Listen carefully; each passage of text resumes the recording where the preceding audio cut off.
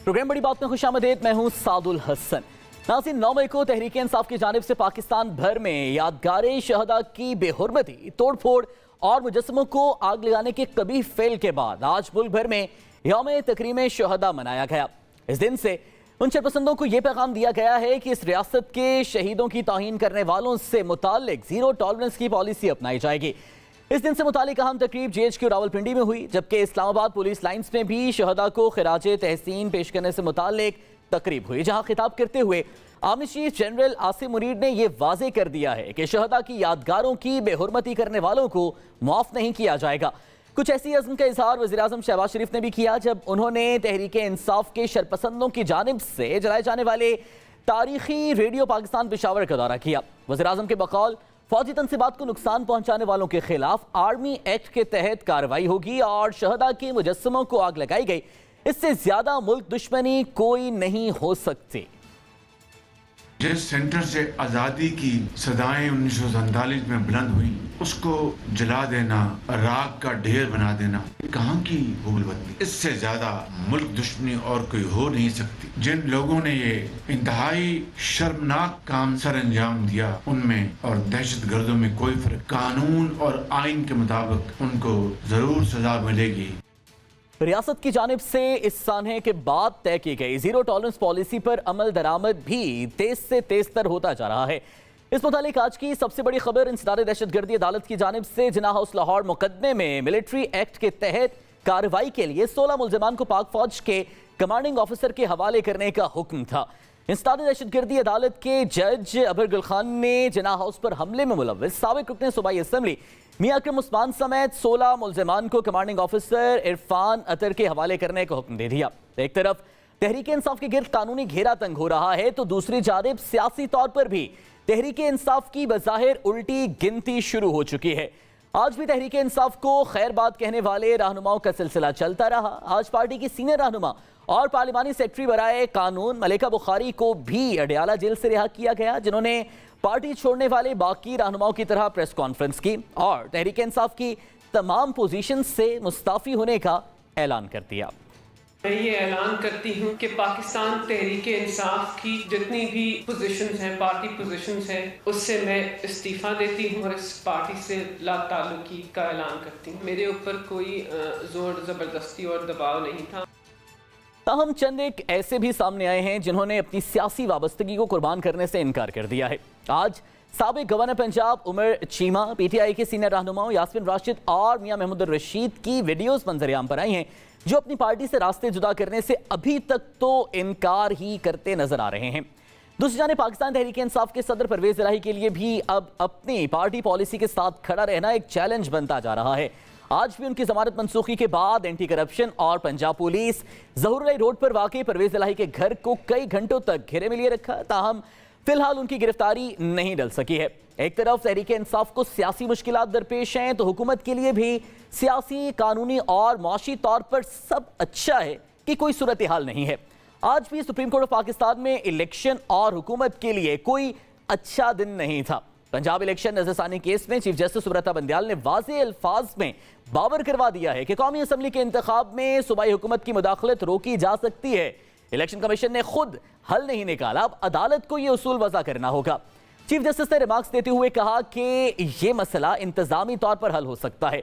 Election commission खुद गैर फाल है। इलेक्शन कमीशन को बहाने कबूल नहीं करने चाहिए, हुकूमत से ठोस वजाहत लेनी चाहिए। कब तक इंतखाबात आगे करके जमहूरियत को कुर्बान करते रहेंगे? जब भी जमहूरियत की कुर्बानी दी गई, कई साल नताइज भुगते। चीफ जस्टिस ने मजीद कहा कि अवाम को अपनी राय के इजहार का मौका मिलना चाहिए। इलेक्शन कमीशन कब कहेगा कि अब बहुत हो गया? इंतखाबात हर सूरत होंगे। इंतखाबात ताखीर का शिकार हो तो मनफी कुव्वतें अपना जोर लगाती हैं। बतौर आइन के मुहाफिज अदालत कब तक खामोश रहेगी? इस मौके पर जस्टिस एजाजुल हसन ने दिलचस्प रिमार्क्स देते हुए 9 मई का हवाला दिया और कहा कि इस दिन के चक्कर में आप आइन की मंशा को भुला रहे हैं। सुप्रीम कोर्ट में इस केस के अलावा आज एक और बड़ी पेशरफ भी हुई, जब हुकूमत की जानिब से ऑडियो लीक से मुतालिक जस्टिस काजी फाइज ईसा की सरबराही में बनाए गए 3 रुकनी अदालती कमीशन के खिलाफ सुप्रीम कोर्ट में दायर होने वाली दरखास्त पर चीफ जस्टिस ने लार्जर बेंच तश्कील दे दिया। इस 5 रुकनी बेंच की सरबराही चीफ जस्टिस खुद करेंगे, तबके दीगर जजेस में justice Ejazul Ahsan, justice Munib Akhtar, justice Shahid Waheed और जस्टिस हसन अजहर रिजवी शामिल होंगे।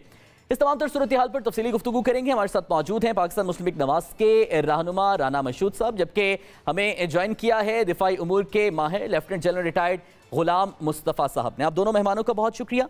राना मशहूद साहब, सबसे पहले तो आज के दिन की मुनासबत से यौम तकरीम शुहदा के हवाले से तकरीब भी मुनक्किद की गई, अज़्म का इजहार सिपा सालार की जानिब से भी किया गया, सिविल क़यादत की जानिब से भी किया गया, क्या कहेंगे आज के दिन के हवाले से? बिस्मिल्लाहिर्रहमानिर्रहीम। देखें, पाकिस्तान जो है बनाई कुर्बानियों की वजह से है। पाकिस्तान में बिल्कुल अपनी अगर बात करूं तो आज अगर पाकिस्तान का वजूद है तो ये जो सरहदों पे खड़े हमारे मुहाफिज हैं इनकी वजह से है। आज उन शोहदा जिन्होंने अपनी जानों का नजराना दे के उन्होंने इस पाकिस्तान के सलामती को महफूज किया, पाकिस्तान की सलामती को यकीनी बनाया। आज हमें अफसोस होता है कि पाकिस्तान बनने के इतने सालों बाद हम अपने इन शोहदा की कुर्बानियों को अगर फरामोश करें। जिंदा कौमें कभी जिंदा नहीं रह सकती, कभी तरक्की नहीं कर सकती अगर वो अपने लिए कुर्बानी देने वाले लोगों की कुर्बानी को भूल जाएं। और ये कौन लोग हैं? ये आपके और हम में से ही पाकिस्तानी हैं जो एक ओथ लेते हैं कि वो इस मुल्क के दिफा के लिए सर धड़ की बाजी लगा देंगे। ये वो लोग हैं जो अपने ख़ानदानों को ये बावर करा के निकलते हैं कि हमारा अगला सांस है या नहीं है, लेकिन हमारा सांस है या नहीं है ये मुल्क मौजूद है। ये वो लोग हैं जिनकी वजह से हम सुख का सांस लेते हैं, हम यहाँ पर सियासत करते हैं, कारोबार करते हैं, हम अपने घरों में आराम से रहते हैं। तो पाकिस्तान की जो पहली लाइन है वो ये शोहदा हैं और पाकिस्तान की फौज है। और सियासत देखें, हम लोगों ने हमेशा जो डिक्टेटर जो फर्द वाहिद आए हमने उनकी मुखालफत की। इस वक्त पाकिस्तान में ना कोई डिक्टेटरशिप है, ना कोई फर्द वाहिद की हुक्मरानी है, एक जमहूरी तसलसल चल रहा है। और उसके अंदर इस तरह की हरकत करना और हमारे शोहदा की तज़हीक करना, इसकी बिल्कुल इजाजत नहीं होनी चाहिए। बिल्कुल दुरुस्त कह रहे हैं आप जन साहब। आज मुल्क भर में शहदा के हवाले से उन्हें उनके साथ इज़हार यकजहती खराज अकीदत पेश किया गया, उनकी कुर्बानियों को उनकी फैमिलीज़ के साथ सॉलिडेरिटी का इजहार किया गया। सिविल मिलिट्री क़यादत एक पेज पे रही, हर शुबा है ज़िंदगी से ताल्लुक़ रखने वाले इदारे और फ़र्द ने भी सराहा कुर्बानियों को। कितना टाइमली था, कितनी सिग्निफिकेंस है आज के इस दिन के हवाले से? देखिए, राना साहब भी फरमा रहे थे और इसमें तो कोई दो राय है ही नहीं। मेरा नहीं ख्याल पाकिस्तान में कोई भी ऐसा शख्स है स्वयं चंद एक के, और उसमें जो ये सियासी तकसीम है इसके दोनों तरफ लोग शामिल हैं जिन्होंने पाकिस्तान के शोहदा की कुर्बानियों को तस्लीम ना किया हो। और शोहदा हमने 25 तारीख रख ली है। मैं तो समझता हूँ कि साल के 12 महीने, हर महीने का हर दिन बिल्कुल दुरुस्त। हमें अपने बच्चों को भी, सबको हमने ये समझाने की जरूरत क्या है। जरूरत ये है कि आइडिया पाकिस्तान, मैं पाकिस्तान की जोग्राफिया की बात नहीं करता, मैं आइडिया पाकिस्तान की बात करता हूँ कि ये नजरिया है एक पाकिस्तान। ये इस दुनिया पर एक ऐसा नजरिया है जिसके दुश्मनों की तादाद बढ़ रही है, कम नहीं हो रही। और दुश्मन हमारे अंदर भी है, दुश्मन हमारा बाहर भी है। इसके खिलाफ लड़ने वाले पूरी कौम है। जंगें कौम लड़ती है, फौज सिर्फ कौम के हाथ में एक हथियार है। जब मैं कौम की बात करता हूं तो इसमें मेरे वो लॉ एनफोर्समेंट एजेंसी के दूसरी एजेंसीज हैं, उनके भी लोग शामिल हैं। बलूचिस्तान की लेविज शामिल हैं, FC वाले शामिल हैं, पुलिस वाले शामिल हैं, सब लोग शामिल हैं। और मत भूलिए, इससे मेरे वो सिविलियन बच्चे, भाई बहने, वो सब शामिल हैं जिन्होंने आइडिया पाकिस्तान को नुकसान पहुंचाने वालों की राह में किसी न किसी तरीके से कोई भी काम किया हो, जानकर नजराना पेश किया हो। और ये दो ढाइयों से आप देख रहे हैं कि हमारे जो सिविलियन दोस्त, जो भाई बच्चे हैं, वो भी अपनी जानों का नजराना पेश कर रहे हैं।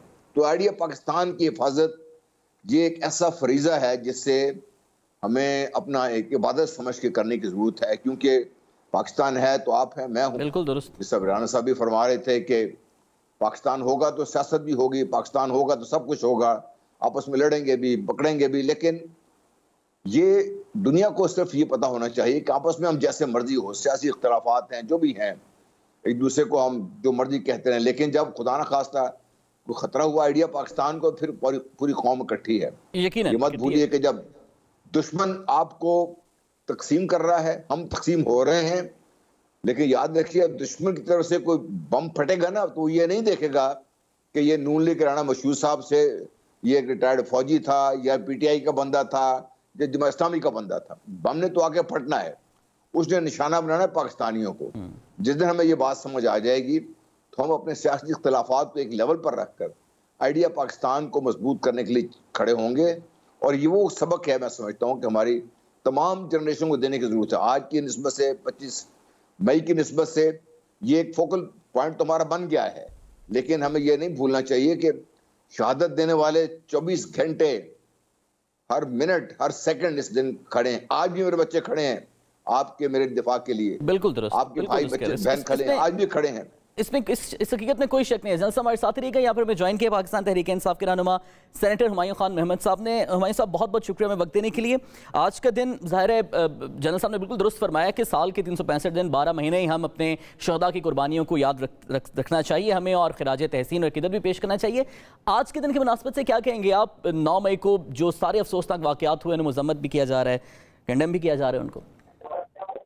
देखिए, बिस्मिल्लाहिर्रहमानिर्रहीम, मैं ये समझता हूँ कि 9 मई का जो वाक़या हुआ है वो नहीं होना चाहिए। जो हुआ है वो बहुत बुरा हुआ है, जिस लिहाज से भी हुआ है। जिन लोगों ने इसको प्लान किया या जिन लोगों ने इसको एग्जीक्यूट किया है, उनको अगर उनके लिए जो भी ऐसे शवाहिद हैं कि जो उनको कैटेगोरिकली दिखाते हैं कि ये हुआ है, किसी मफरूजे के तहत नहीं, किसी आप कोई सोच के नहीं कि क्या है, अगर वो वाकई हुए तो उनको जरूर सजा मिलनी चाहिए और हर किस्म की सजा मिलनी चाहिए। तो इसमें कोई शक नहीं है कि इस किस्म की जब पाकिस्तान है तो हम सब हैं। बिल्कुल दुरुस्त। लेकिन ये याद रखिए कि ये सारी चीजें, चाहे वो डॉन लीग्स हो, चाहे वो डायरेक्ट अटैक्स, इस किस्म की चीजें हो, they are all unacceptable. Nobody should be able to, because ये डायरेक्टली पाकिस्तान को नुकसान पहुंचाते हैं। बिल्कुल दुरुस्त कह रहे हैं सब। इसमें तो कोई अगर मगर और कंडीशन तो होनी नहीं चाहिए। आज के दिन को बगैर किसी तकसीम के मनाना और शहदा की कुर्बानियों को खिराज अक़ीदत पेश करना भी उतना ही ज्यादा जरूरी, बगैर किसी कंडीशन के। खान साहब का कोई बयान, मैं ये समझता हूँ पाकिस्तान के लिए ये जितने भी हमारे शहीद हैं, चाहे वो आर्म फोर्सेस वाले हैं, चाहे वो ये जो पैरामिलिट्री हो गई, या चाहे वो पुलिस फोर्सेस हो गई, इन लोगों ने भी बहुत ज्यादा, इनकी बहुत शहादत की है। या चाहे ऐसे भी लोग हैं जैसे बाज सिविलियंस ने पाकिस्तान में बहुत चीजों पे जगह बचाने के, लोगों को बचाने के लिए अपनी शहादत की है, उन सब की इज्जत करना। हुमायूं साहब, आपसे दोबारा भी अभी मैं आप इस गुफ्तगू के सिलसिले को आगे बढ़ाएंगे और सियासी मामलों पर बात करेंगे। राना साहब, क्या आज का दिन इस बात का तकाजा भी नहीं करता कि हम सब अब अपने गिरेबान में भी झांके, और माजी में भी हमने अपनी अपनी सियासी मुखालफत में भी सेटबैक्स में भी जो बयानात दिए हैं, क्योंकि आपकी पार्टी की जानिब से भी जो बयानात आर्म फोर्सेस के हवाले से मंजर आम पर आए, ख्वाजा आसिफ साहब के बयानात भी हैं, मियां नवाज शरीफ साहब ने भी जलसों में लीडरशिप को, जो सिटिंग लीडरशिप थी उस पर भी इल्ज़ामात लगाए, बयानात दिए। हमें अपना भी मवाक़सा नहीं करना चाहिए?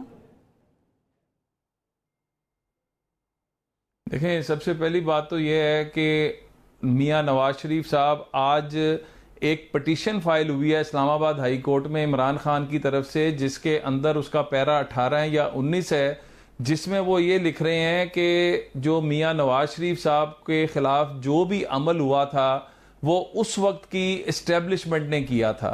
तो ये तो आज एग्जॉनरेट इमरान खान साहब ने मियां नवाज शरीफ साहब को कर दिया कि जो बात वो कहते थे कि मेरे खिलाफ एक साजिश है, और उस साजिश के अंदर जो सहूलतकार हैं वो तमाम जगहों पर मौजूद हैं, आज इमरान खान साहब ने उसको क्लियर कर दिया। नंबर 1। नंबर 2, मियां नवाज शरीफ साहब एक इलेक्टेड प्राइम मिनिस्टर थे, उनको ज़बरदस्ती पनामा का करके, जिसमें उनका नाम भी नहीं था, अकामा में निकाला, जेल में डाला, बेटी को जेल में डाला, भाई को जेल में डाला, भतीजे को जेल में डाला। इतना कुछ होने के बाद कभी आपने सुना कि कहा गया हो कि जाके फलाने GHQ पे हमला कर दो, फलाने कोर कमांडर हाउस पे हमला कर दो? ये जरूर कहा कि जो यूजर्पर ऑफ पावर जो कर रहा है, जो यूजर्प कर रहा है पावर को, उसके खिलाफ आइन और कानून के मुताबिक अमल होना चाहिए।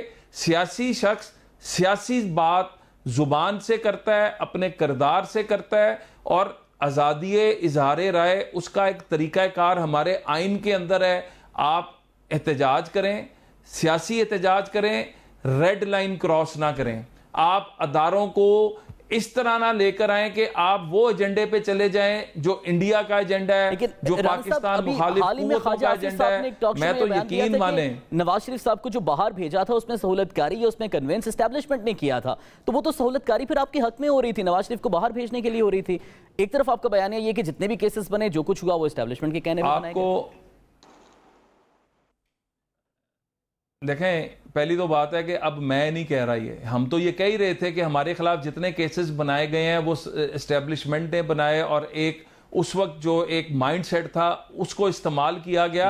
और उसके बाद क्या हुआ, आपको याद होगा कि मैंने एक स्टेटमेंट दी थी जो मैंने कहा था कि मेरा ख्याल है 2019 के अंदर के पीटीआई के अंदर बैठे लोगों का चेहरा एस्टेब्लिशमेंट देख चुकी है और उनको समझ आ गई है कि वो गलती कर बैठे हैं। क्योंकि जो कहा गया था कि 200 अरब डॉलर आएगा, 100 अरब डॉलर आईएमएफ के मुंह पे मारेंगे, 100 अरब डॉलर पाकिस्तान में, 200 हमारे पास माशी जो हैं वो बैठे हैं, विजिट्स बैठे हैं। तो ये सारी चीज़ें उनकी गवर्नेंस देखते हुए, उनका सारा देखते हुए एस्टेब्लिशमेंट को एहसास हुआ, क्योंकि 2018 के इलेक्शन में पीएमएलएन को बिल्कुल फारिग किया गया था, और इसलिए नहीं किया गया था कि उसने वापस आना है, उसका कम बैक होना है। वो सिर्फ और सिर्फ कम बैक इसलिए हुआ कि नाअहली इतनी ज्यादा आगे नजर आई, करप्शन इतनी ज्यादा नजर आई, बैड गवर्नेंस इतनी ज्यादा नजर आई। वसीम अकरम प्लस उस्मान बुजदार जैसे लोग,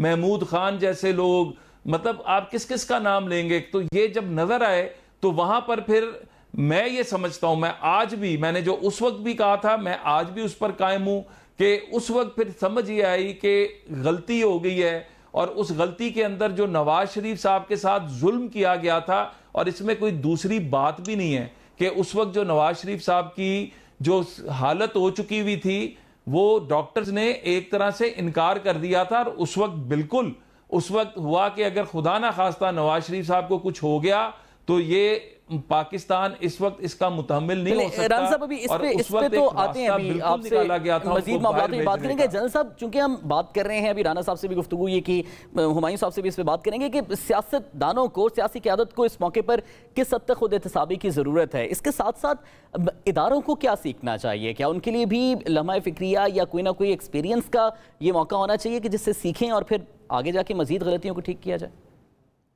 देखिए, सीखने का अमल मुसलसल है ये, और खुद एहतसाबी वो भी एक मुसलसल जहद है जो जारी रहनी चाहिए। और जो प्रोजेक्ट की बात होती है, प्रोजेक्ट मैनेजमेंट रिव्यू सिस्टम हमारे यहाँ तो रवाज नहीं है, वो होना चाहिए कि हर कुछ अरसे के बाद आप देखिए कि आपने किस मकसद के लिए कितना चलना था, कहाँ पहुँचे हैं और क्यों पहुँचे हैं, क्या मसाइल हुए कि दूर करने की जरूरत। तो ये सारा कुछ लगातार जारी रहना चाहिए। हमारे जो लोग पॉलिटिकल लीडरशिप, जो पाकिस्तान की लीडरशिप की दावेदार है, उसने बहुत ज़्यादा हिसाब देने हैं। राणा साहब की बात सर आंखों पर, मैं आज चूंकि दिन की मुनासबत से मैं ऐसी बात नहीं करना चाहता, लेकिन हिसाब उन्हें बहुत देना है, हिसाब मैंने भी बहुत देना है।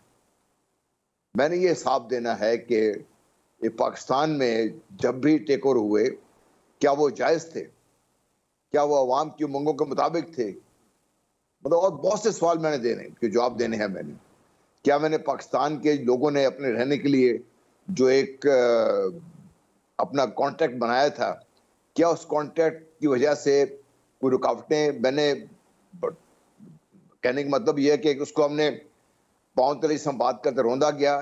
क्या ये तो नहीं है कि जो मेरी सियासी लीडरशिप जो समझती है कि इलेक्ट होके आ गए हैं या किसी तरीके से भी इलेक्ट होके आ गए हैं, तो वो आइन को अपने पाँव तरह रोनते रहें, आइन की बात करते रहें, उसके आइन के मुताबिक चलें ना, और आइन की बेहुरमती खुद करें। मैं सिर्फ एक मिसाल देना चाहता हूँ। जनरल मुशर्रफ ने जो 3 नवंबर 2007 को किया, उस पर गलत था सही था वो तो एक बहस है। आइनी तरमीम की गई 2010 में, जिसमें नून लीग, पीस पार्टी वाले सब शामिल थे। तरमीम हो गई, तरमीम होने के बाद जनरल मुशर्रफ में मुकदमा दर्ज हुआ, क्योंकि 2010 में तरमीम की गई थी आर्टिकल 6 में, उसमें उन्होंने हेल्ड एंड अबेस को भी उसमें शामिल कर लिया। इससे पहले शामिल नहीं था। टेक्निकली मैं बात ही कर रहा हूं कि जब उस वक्त के सुप्रीम कोर्ट के चीफ जस्टिस ने उन्होंने बात की, उस वक्त की हुकूमत थी नून लीग की, इन्होंने जब ये मुकदमा दायर किया कि उनको इसका पता नहीं था, पता था इनको, फिर ये मुकदमा किया गया।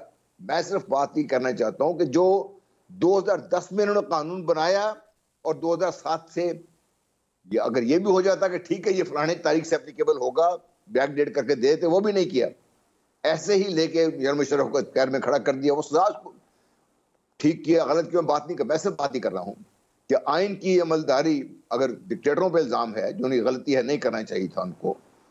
ठीक है, जैसा बिल्कुल आप दुरुस्त कह रहे हैं कि इल्जामात और ज़ाहिर है कहीं ना कहीं गलतियां तो आप बिल्कुल दुरुस्त कह रहे हैं कि तमाम स्टेक होल्डर्स पर हैं, उसमें आपकी सियासी क़यादत भी शामिल है, उसमें आपकी दीगर क़यादत भी शामिल है। हुमायूं साहब, मज़म्मत डेफिनेटली आपने अभी अपने पिछले बयान में भी की, पीटीआई की जानिब से भी हो रही है। आज के दिन की मुनासबत से खान साहब शोहदा के साथ यकजहती करते हुए एक बयान, कोई ट्वीट कर देते हैं, उसकी सिग्निफिकेंस ज़्यादा ना होती? देखिए, मुझे नहीं मालूम, लेकिन आई एम श्योर उन्होंने किया होगा। मैंने मतलब मैं आज सारा दिन मैं अपना काम भी कर रहा होता हूँ, तो वो सारा, लेकिन किया नहीं किया, मुझे नहीं मालूम। लेकिन अगर नहीं किया, करना चाहिए था, उनको कर लेना चाहिए था, इसमें कुछ है। लेकिन देखिए बात ये है कि इस वक्त वो एक शख्स जिस प्रॉब्लम में से गुजर रहा है, जिस तरीक़ों में से गुजर रहा है, उसके ऊपर हर किस्म के वो आ रहे होंगे। तो आई एम श्योर इस किस्म की चीज़ बाज़ दफ़ा जब आपके साथ लोग होते हैं, आपको याद दिलाने वाले नहीं होते, सब कुछ होते हैं, you can always forget. I am not defending him, but I am just saying कि अगर मेरे पास 10 और चीज़ें होंगी, बाज़ चीज़ें दिमाग से स्किप हो जाती, not that I don't want to do it, but because I can skip it. लेकिन देखिए बात ये हो जाती है, हम लोग सारी चीज़ें ये करते हैं, और ये जो जिस बेसिस पे अभी हमारे दोस्त बता रहे थे कि जी उनको एहसास हो गया कि ख़त्म हो गया, हमें तो एहसास ये पिछले मार्च के बाद अप्रैल में हो गया था ना कि एक बहुत अच्छी टीम आ गई है, वहाँ से इसाक डार आएगा तो $60 भी आ जाएंगे, और उन्होंने कहा था वो आएगा तो डॉलर 100 पे चला जाएगा। आज इत्तेफाक की बात है कि जो 6% GDP थी वो 0.25% पे चली गई है। इत्तेफाक की बात है कि जो इंडस्ट्रीज़ में 8% ड्रॉप हुई है, उसमें ग्रोथ, जो लार्ज स्केल मैन्युफैक्चरिंग उसमें 18% ड्रॉप हुई है, जो सर्विसेज है उसमें 6% ड्रॉप हुई है, जो कंस्ट्रक्शन है उसमें तकरीबन 6% ड्रॉप हुई है, जो कॉटन गेनिंग है उसमें आपके तकरीबन 11% ड्रॉप हुई है। तो ये तो बहुत अच्छी टीम है माशाल्लाह, नजर बदूर। और ये वो टीम है कि जिनको आज तक इनको नहीं पता चला कि इनके बच्चों के पास पैसे कहाँ से आए, कि वो लोग अरबपति कैसे बन गए, किसे इनको नहीं पता। ठीक है, प्रॉब्लम ये है हम लोगों ने, जब हम लोग बात करते हैं इस किस्म की चीज़ की कि क्या है ये जो 9 मई है ना, this is probably I would agree कि it's a black day, it should not have done. लेकिन मैं रिट्रोस्पेक्टिवली जब ऑडिट करता हूँ, किसी चीज़ की ऑडिट करता हूँ, अपनी किसी गलती की ऑडिट करता हूँ, तो मैं देखता हूँ मैं कहाँ गलत किया था। ठीक है, तो जब मैं देखता हूँ इस पूरे चीज़ को देखता हूँ कि ये 9 मई को कहाँ से गलत हुआ था, मुझे 2-3 ऐसी चीज़ें होती हैं कि जैसे राना सनाउल्लाह की मुझे बात याद आ जाती है कि वी विल क्रश यू। मुझे राना सनाउल्लाह की बात याद आती है कि इमरान खान ने हमें एक ऐसे मोड़ पे लाके खड़ा कर दिया है कि या ये रहेंगे और हम रहेंगे, और अगर हमने अब हमारे लिए कोई चॉइस नहीं रहा, तो चाहे हम डेमोक्रेटिक कदम उठाए या अनडेमोक्रेटिक कदम उठाए, हम इनको क्रश करेंगे। गलत कहां पर हुआ, और मुझे ब्रेक पे जाने, ब्रेक के बाद आपसे डिटेल में मुझसे स्टार्ट करेंगे। ब्रेक पे जाने, गलती कहां पर हुई और इस वक्त जो हो रहा है उसमें गलत कौन कर रहा है, इस पर बात करेंगे ब्रेक के बाद।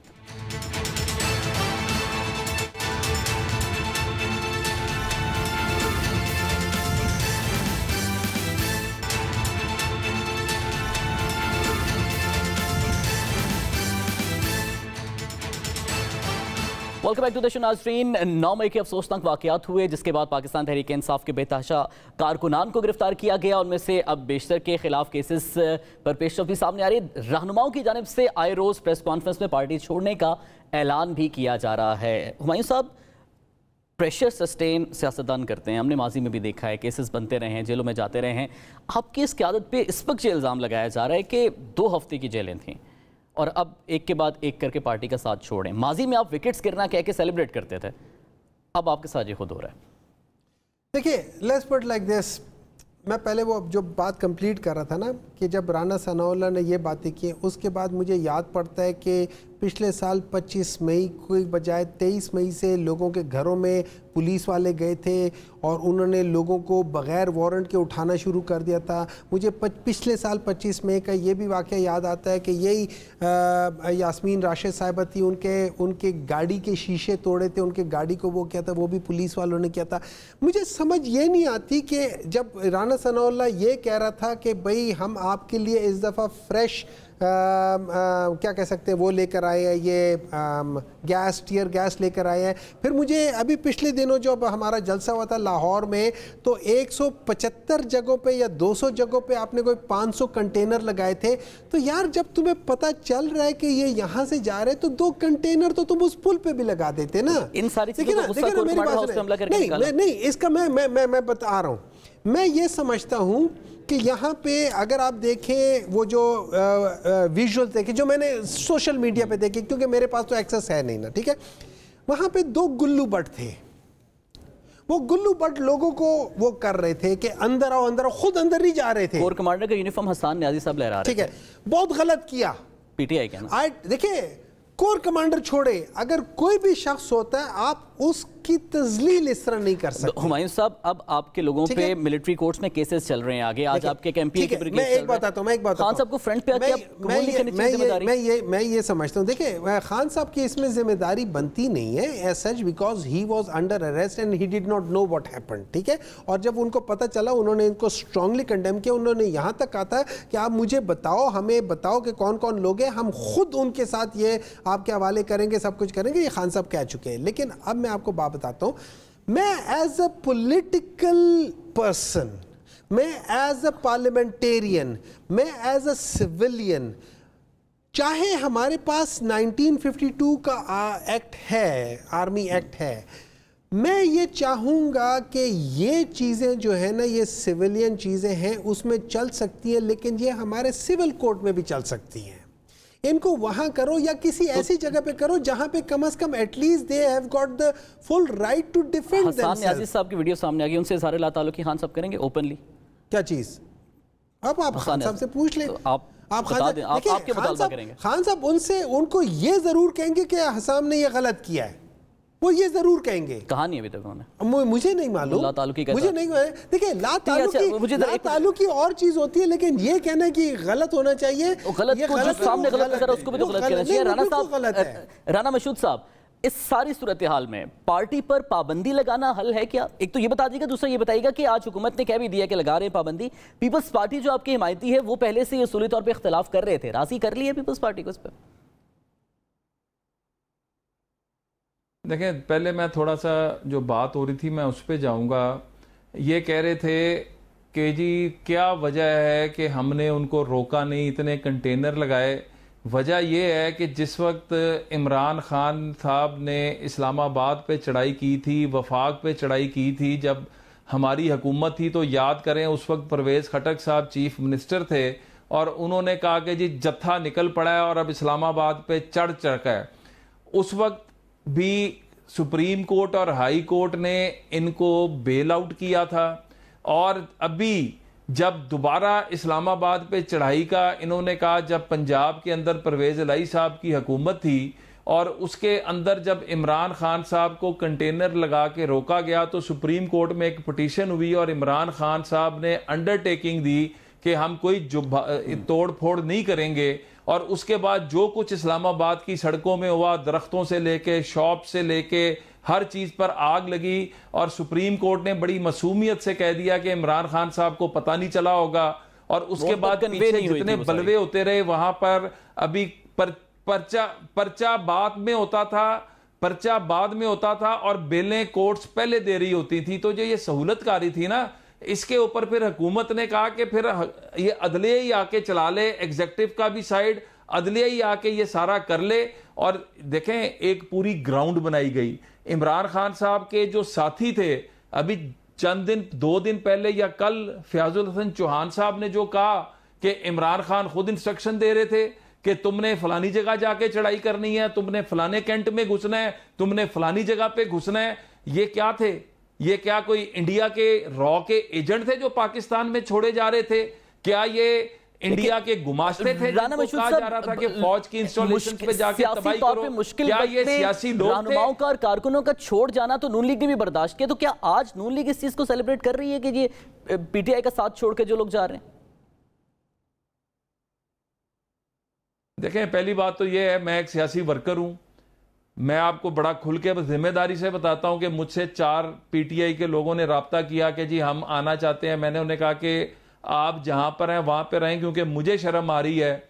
हम लोगों ने जेलें भी काटी, हम लोगों ने हर तरह की अजियत भी बर्दाश्त की। अभी जो बात हो रही है ना कि जी 2-2 दिन की, 4-4 दिन की, 6-6 दिन की जेल पर कह रहे हैं अजियतें। यहाँ पे 600 दिन जो है अंदर हमजा शहबाज रहता है, यहाँ पे नवाज शरीफ साहब जो है, मतलब यहाँ पर कोई भी हमारा लीडर जो है वो 300 दिन, 400 दिन। मेरी बात सुन लें, वो तो कह रहे हैं कि मैं आपको एक बात बता दूं, मियां नवाज शरीफ जिन्होंने मैं आदिल साहब मेरी बात सुन लें जरा। जिन लोगों ने रेड लाइन क्रॉस की है ना, जिन्होंने MM आलम का जहाज तबाह किया है, ये वो जहाज है जिसके ऊपर इंडिया सैबोटेज करने की कोशिशें करता रहा। ये सुन लें यार, अगर आपने दरमियान में टोकना तो फिर मैं आपको भी नहीं बोलने दूंगा। मतलब आप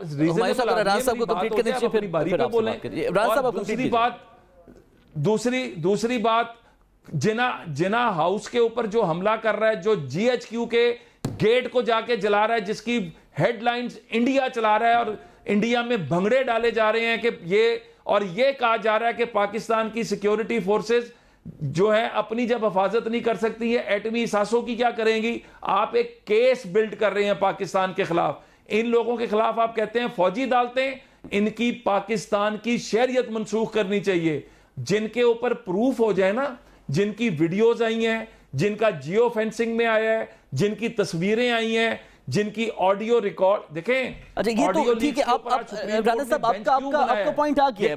बड़ा सख्त एक्शन लेने की आप बात करें। जनरल साहब से मैं इस पर राय लेना चाहूंगा। जनरल साहब, पूरा आर्ग्यूमेंट ये है कि वो तमाम तर कारकुनान और अफराद जो इन हमलों में मुलव्विस रहे हैं अहम अस्करी तनसीबात पर, उनकी जहन साजी की गई है लीडरशिप की जानिब से मुबैयन तौर पर बयानात से। अब इस चीज को दुरुस्त करने के लिए और उनके जहन को दुरुस्त करने के लिए रियासत को कितनी नरमी दिखानी चाहिए इस सारे मामले में? देखिए, ये कोई एक दिन में ये नहीं हुआ। ये हादसा बड़े अरसों लगा है इसको यहाँ तक पहुँचने में, और इसमें राणा साहब से मेरी इतनी ही दरख्वास्त है कि तीन बड़ा पाकी दामा की हिकायत, दामन को जरा देख, जरा बंदे कबा देख। बहुत से ऐसी चीज़ें हैं, हम जैसे पापियों को बहुत सारी चीज़ें याद हैं। हम पाकिस्तान के साथ बड़े हुए हैं। आज के दिन की मुनासबत में बात करनी चाहिए। देखिए, जिन्होंने तो किया है सजा के मुस्तहिक भी हैं, हकदार भी हैं। आर्मी एक्ट के तहत जिसने कहा जा रहा है ये हो भी रहा है। मेरे 2 इश्यूज के साथ ये हैं, इनको तो आप सजा दे ही दें। पूछना मैं ये चाहता हूँ कि जो 9 मई को हुआ, हम यहाँ तक पहुँचे कैसे?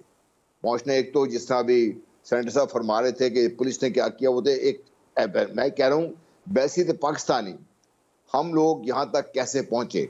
वो लोग जिसमें मुलव्वस थे उनके दिल में इस कदर जहर कैसे भरा गया? एक तो कहा जा रहा है खान साहब ने किया पिछले 1 साल में, सियासी बयानिया अलग छोड़ दिए, इसकी तारीख इससे कुछ पुरानी है थोड़ी सी, वो भी दोहरा सकता हूँ मैं, लेकिन मैं दोहराना नहीं चाहता। ये इंपॉर्टेंट है ये चीज़, क्योंकि इसमें अगर हम जहाँ पे अगर हम गलती कर गए तो ये फिर आगे जो मुस्तकबिल के लिए हम बेहतर नहीं काम कर सकेंगे। दूसरा मसला, 9 मई हुआ, उसकी सजा मिलनी चाहिए, कोई इसमें कोई दो राय नहीं है, और मैंने किसी भी शख्स से ये नहीं सुना कर नहीं मिलनी चाहिए। 9 मई के बाद जो अब हो रहा है, जिससे ख्वातीन की बेहरमती की जा रही है, चार दीवारी का तकद्दुस पामाल किया जा रहा है, ये जो PDM है, इनको 9 मई का लेके अगर रहते वहां पे तो बहुत बेहतर था। अब इन्होंने खुद ही अपने पाँव को हड़ी मार के, अब वीडियोज हैं, ये माजूर बच्ची है, पुलिस वालों ने उसको उठा के नीचे फेंक दिया है और उसको खींच के लेके जा रहे हैं। दूसरा देख लीजिए, खान साहब पार्टी को जो मर्जी कह लीजिए, उनको ये कर दें वो कर दें, करते रहें जो करना है।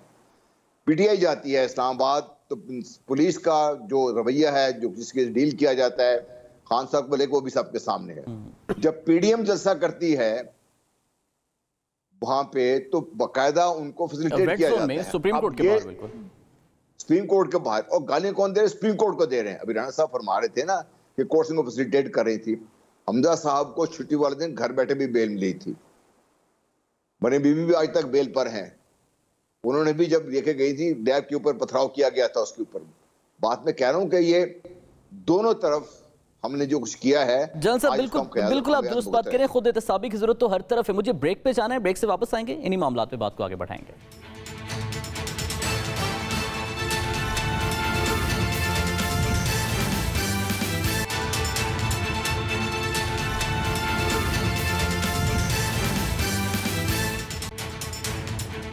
Welcome back to the show नाज़रीन। जनरल साहब, अब इस सारी सूरत हाल जिसका एनालिसिस आपने भी किया है और तमाम स्टेक होल्डर्स का भी आपने बड़े अच्छे से रिकंस्ट्रक्ट किया, वे फॉरवर्ड क्या है? जिस सूरत हाल पे अब पहुंच चुके हैं, इससे निकलना कैसे है? इस्तेहकाम की तरफ कैसे जाना है? देखिए, आपकी असैसियत खत्म नहीं होगी, आप कुछ भी कर लें, आप इकॉनमी ठीक नहीं हो सकती। इसके लिए देखिए, मैं जो अर्ज कर रहा था आपसे कि 9 मई को जो कुछ हुआ, सजा जरूर दें, लेकिन सजा से मसाइल ख़त्म नहीं हो जाएंगे। जिन लोगों के जहन में जो भी ख्यालात हैं या जो आइडियाज़ हैं, उनको सजा से निकाला नहीं जा सकता। तकलीफ तो दी जा सकती है, और ये जिस तरीके से किया जा रहा है कि लोगों को इस पर तंग करेंगे, शायद भाग जाएंगे, गरीब लोग हैं चले जाएंगे, लेकिन उनके जहन से बात नहीं निकलेगी। इसीलिए हम कहते हैं battle of hearts and mind है ये। इस वक्त तमाम स्टेक होल्डर्स को बैठ के सोचना पड़ेगा कि इनको सजा देने के बाद क्या इनके खानदानों को तबाह करना है, इन बच्चों का मुस्तकबिल गलती करने के बाद क्या हम इसको इसी तरीके से लटकाए रखेंगे? स्टेट ने पहले भी तो कई दफा बहुत सारे लोगों को बहुत रियायतें दी है ना। मैं तो ये भी जानता हूं कि एक जहाज को अगवा किया गया, हमारी इस पार्टी के लोगों ने एक अफसर को कोर्ट बेड में उसको शहीद कर दिया गया जहाज से, उसकी मैयत सबके सामने फेंक दी मैट, उसको भी माफ कर दिया गया था। वो भी सियासत में बड़े बड़े नाम बने हैं, और राणा साहब जानते हैं उनको, एक दो को, आई एम श्योर। मैं कहने का मकसद ये है कि ठीक है, स्टेट ने अपनी रिट मनवा ली, स्टेट ने ये लोगों को एहसास दिला दिया कि गलत हुआ है। फौज का गुस्सा अपनी जगह जायज़ है, सजा मिलनी जायज़ है, लेकिन इससे आगे निकलने की जरूरत। इसके लिए जो भी हमारे स्टेक होल्डर्स पाकिस्तान की लीडरशिप में दावेदार हैं, आप भी ये देखिए कि जब आप फैसला कर रहे हैं कोई भी, इससे आइडिया पाकिस्तान मजबूत होगा, बिल्कुल कीजिए। अगर आइडिया पाकिस्तान को जरा सी जख्म पहुंचती है तो खुदा के लिए 1 मिनट सोचिए। ठीक है, बहुत बहुत शुक्रिया जनरल गुलाम मुस्तफ़ा साहब, राना मशहूद और सेनेटर हुमायूं मोहम्मद साहब हमारे साथ मौजूद थे। नाज़रीन, प्रोग्राम बड़ी बात से मुझे इजाज़त दीजिए, आपसे दोबारा मुलाकात होगी अल्लाह ने के बाद।